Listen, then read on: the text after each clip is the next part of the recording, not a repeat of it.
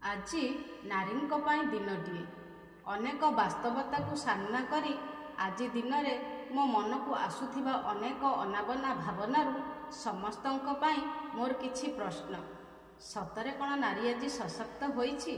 ବାହ୍ୟ ଦୁନିଆରେ ଆଖିଦୃଶିଆ ସଫଳତା ପାଇ ସମ୍ମାନିତ ହୋଇ ମଧ୍ୟ ସତରେ କ'ଣ ସେ ଆଜି ସୁରକ୍ଷିତ?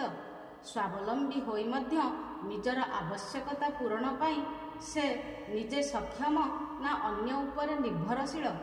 ଯଦି ସେ ସ୍ୱାଧୀନ ହୋଇଛି ତାହେଲେ କହିପାରିବେ କର୍ମକ୍ଷେତ୍ରରେ ସେ ମାନସିକ ସ୍ତରରେ କେତେ ସୁସ୍ଥ, ପରିବାରର ନିଷ୍ପତ୍ତି ନେବାରେ ସେ କେତେ ସମର୍ଥ?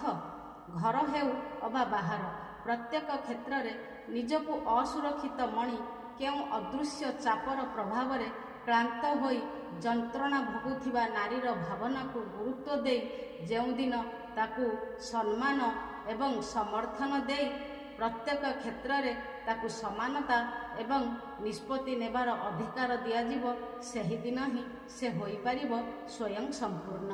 ରାଧେ ରାଧେ।